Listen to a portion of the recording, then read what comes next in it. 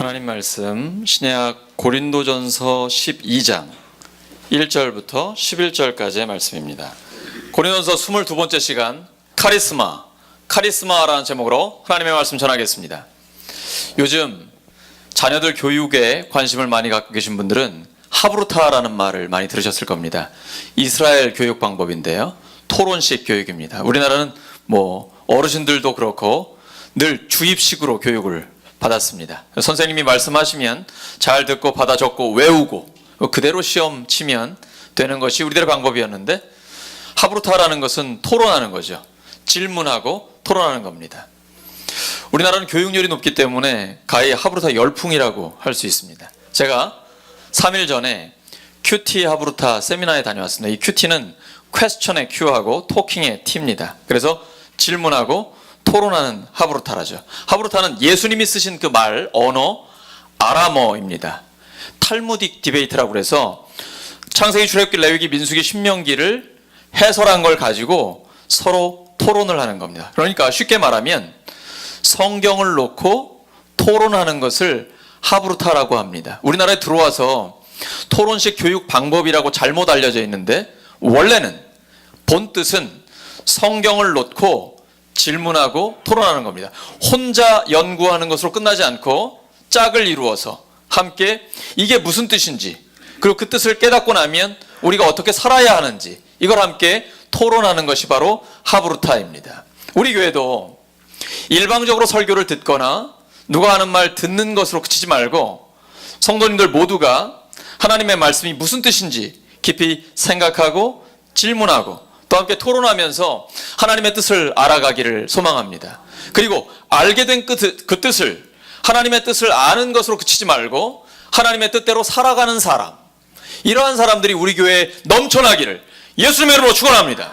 우리 교회는 하나님의 뜻을 명확히 알고 하나님의 뜻대로 사는 사람, 그 하나님의 뜻대로 사는 사람들을 길러내는 교회가 되기를 소망합니다.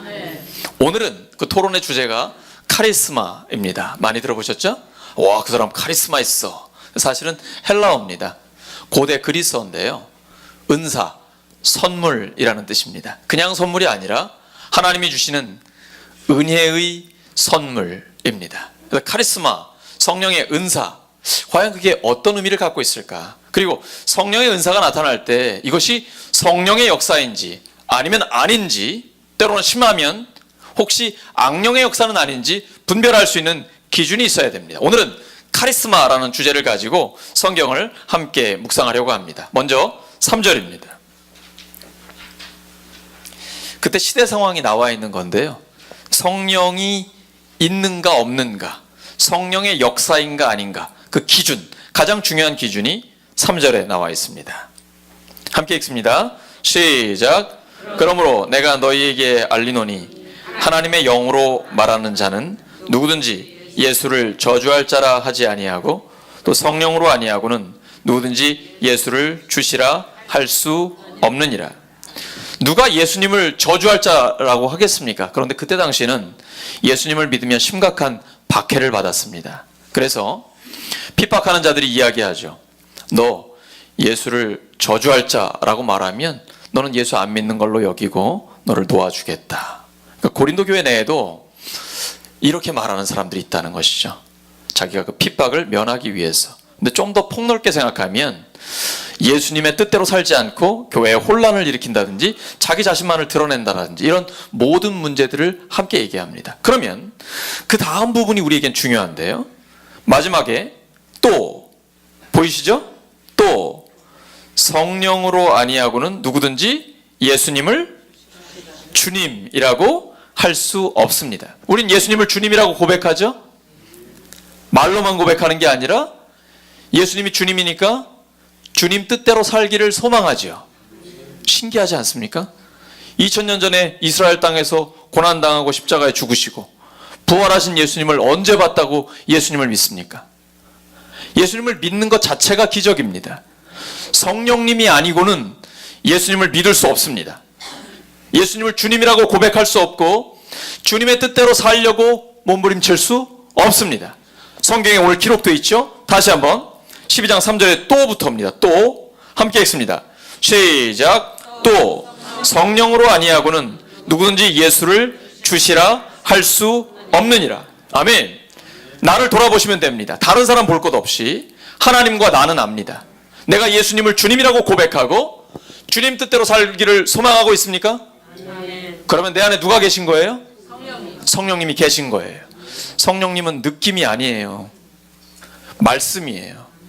내가 예수님을 주님으로 고백하고 주님의 뜻대로 산다는 것은 내 안에 성령님이 계시기 때문에 가능한 것입니다. 성령의 역사라는 것은 방언을 하고 환상을 보고 어떤 신비한 체험을 하고 불치병자가 일어나고 이런 것만이 성령의 역사가 아닙니다. 황홀한 경험들, 신비한 체험들은 다른 종교에도 있습니다. 쉽게 주변에서 무당이 굿할 때 어떻습니까? 작두를 타고 올라가죠. 굉장히 신기한 일 아닙니까? 다른 종교에도 신비 체험들은 많이 있습니다. 그러면 그런 타 종교에서 하는 신비 체험이 성령의 역사인가요? 아니지요. 이건 기준이 될 수가 없습니다. 어떤 신비한 체험들, 여기에 성령의 역사라고 기준을 잡게 되면 건강하지 못한 신앙이 됩니다. 그럼 신비 체험을 못하는 사람들은 성령이 없는 겁니까? 방언을 못하면 성령이 없는 거예요? 그렇지 않습니다. 오늘 읽으신 것처럼 예수님을 주님으로 고백하고 예수님의 뜻대로 살아가는 것이 가장 중요한 기준입니다. 그러면 성령이 역사하고 계신 겁니다. 성령의 은사는 워낙 다양합니다. 방언 통역, 예언. 예언은 고린도전서 14장에서 설명을 하고 있는 것처럼 권면하고 다른 사람을 격려해주고 일으켜주는 설교입니다. 오늘날로 말하면 설교가 예언에 가장 가까워요. 또 영들을 분별하는 일들, 다양한 은사들이 있습니다. 그러면 한번 우리가 보겠습니다. 본문에 나와 있는 다양한 은사들 7절입니다. 여기 성령을 나타내신다, 성령을 보여주신다라는 것은 은사를 의미합니다. 성령의 은사가 누구에게 있나요? 자, 그러면 두 사람, 세 사람씩 짝지어서 옆 사람에게 물어봐 주세요. 당신에게 주신 성령의 은사는 무엇입니까? 한번 물어봐 주세요. 옆 사람한테 물어봐 주세요. 당신에게 주신 성령의 은사는 무엇입니까? 성령의 은사는 무엇입니까? 혹시 성령의 은사가 없으신 분 있나요? 자, 다시 한번 7절을 봅니다. 우린 성경을 봐야 됩니다. 7절 함께 읽습니다. 시작. 각 사람에게 성령을 나타내심은 유익하게 하려 하심이라. 누구에게 성령을 나타내셨어요? 각 사람. 누구에게 성령의 은사를 주신 거예요? 없는 사람이 있어요, 없어요? 없어요. 그리고 성경에 다 기록한 것도 아니에요. 고린도전서 12장, 로마서 12장, 에베소 4장에 다양한 은사들이 나와 있는데 그게 전부가 아니에요. 우리에게 주신 은사는 너무나 다양해요. 그런데 그 은사는 개인적인 나 자신의 이기적인 유익을 위해서 주신 게 아니라 누구의 유익을 위해서 주신 거예요? 교회를 위해서, 그리고 공공의 이익을 위해서, 다른 사람에게 덕을 세워주고 다른 사람을 살려주기 위해서. 7절 다시 한번 봅니다. 유익이라고 되어 있습니다. 이것은 공공의 이익을 위해서 주신 것입니다. 어떤 사람은 저도 방언을 합니다. 그리고 다양한 은사를 가지고 있으니까 목사로서 사역을 할 수가 있는 거죠. 그런데 이렇게 은사를 가지고 사역을 하는데 잘 보니 전혀 인격적이지 않아요. 아주 인간이 덜 됐어요. 성령의 역사일까요? 한번 본문을 통해서 보겠습니다. 우리가 하나님 말씀 보겠습니다. PPT 갈라디아서 보여주세요. 갈라디아서 5장 19절에서 21절인데 한번 읽겠습니다. 이게 육체의 행실과 성령의 역사를 분별할 수 있도록 기준을 주셨습니다. 육체의 행실은 읽습니다. 시작. 육체의 행실은 환히 드러난 것들입니다. 곧 음행과 더러움과 방탕과 우상숭배와 마술과 원수매짐과 다툼과 시기와 분냄과 분쟁과 분열과 파당과 질투와 술취함과 흥청망청 먹고 마시는 노름과 그와 같은 것들입니다. 자, 보세요. 성령의 은사를 받았습니다. 대표적인 것들이 방언을 하거나 환상을 보거나 어떤 신비한 소리를 들었다거나 이렇게 자기 신비 체험을 했어요. 근데 그 사람의 삶을 잘 보니까 가정이나 일터에서나 주변에서 살아가는 걸 잘 보니까 이렇게 살아요. 사람들하고 다퉈요. 원수를 맺어요. 시기하고 분내요. 그리고 막 나눠요. 분열시켜요. 파당과 질투해요. 절제가 안 되고 술 취함과 흥청망청 살아요. 성령의 역사인가요? 아닙니다. 아닙니다. 이게 성경의 기준이에요. 성경의 기준은 어떤 신비 체험이 아니에요. 인격적 열매예요.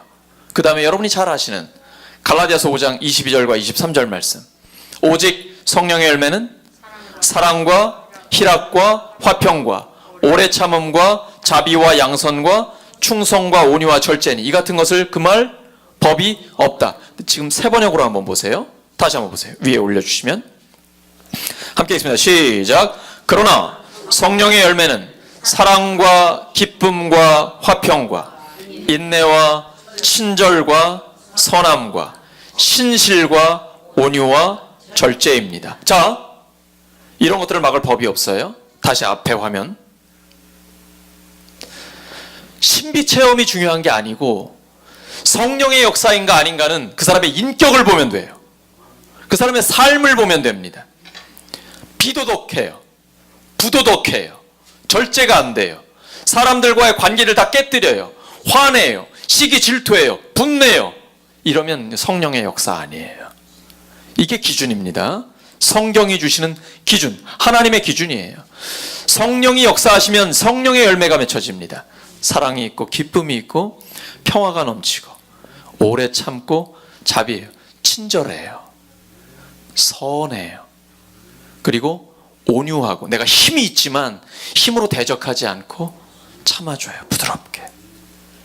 신실하다는 건 믿을 수 있다는 것이죠. 절제. 모든 면에 있어서 절제가 돼야 돼요. 오늘날은 너무 무절제합니다. 중독이 많아요. 중독. 여러분은 어떤 중독 때문에 힘들어 하십니까? 미디어?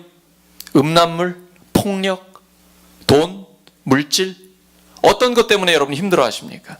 그 중독을 끊어버려야 합니다. 절제가 성령의 열매입니다.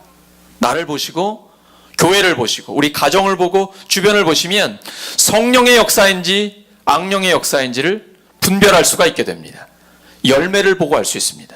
예수님이 마태복음 7장에 말씀하여 주셨습니다. 마태복음 7장 20절부터 23절입니다. 다 함께 시작. 너희는 그 열매를 보고 그 사람들을 알아야 한다. 나더러 주님 주님 하는 사람이라고 해서 다 하늘나라에 들어가는 것이 아니다. 하늘에 계신 내 아버지의 뜻을 행하는 사람이라야 들어간다. 그날에 많은 사람이 나에게 말하기를 주님 주님 우리가 주님의 이름으로 예언을 하고 주님의 이름으로 귀신을 쫓아내고 또 주님의 이름으로 많은 기적을 행하지 않았습니까? 할 것이다. 그때 내가 그들에게 분명히 말할 것이다. 나는 너희를 도무지 알지 못한다.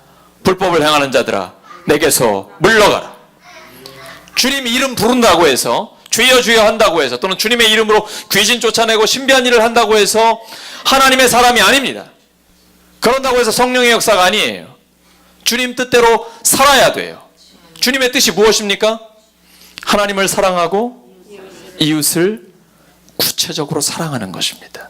이게 성령의 열매입니다. 열매를 보면 그 사람을 알 수 있습니다. 이 사람이 성령의 사람인지 그렇지 않은지가 분별이 되는 것입니다. 그건 다 인격입니다. 예수님을 믿으면 믿을수록 우리가 오늘도 성가대의 찬양을 들었는데요. 주님 닮기 원하는 것, 이것이 바로 성령의 열매입니다. 주님 어떻게 사셨습니까? 인자가 온 것은 섬김을 받으려 함이 아니라 도리어 섬기려 하고 자기 목숨을 많은 사람의 대속물로 내어주려 함이니라.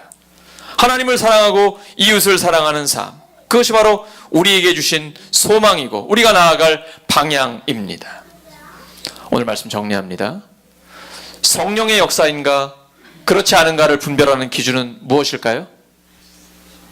그것은 오직 성령의 열매를 보면 알 수 있는 것입니다. 그 사람은 열매를 보면 알 수가 있습니다. 주님 주님 이름만 부른다고 되는 것이 아니라 예수님을 주님으로 모시고 주님 뜻대로 사는 사람, 이 사람이 성령의 사람이고 이러한 사람을 통해 성령의 열매가 맺혀지게 됩니다. 그 열매를 보고 그 사람들을 알아야 합니다. 카리스마, 성령의 은사, 그 은사를 따라 일하며 하나님이 기뻐하시는 성령의 열매를 맺는 우리 모두의 삶이 되기를 예수님의 이름으로 축원합니다.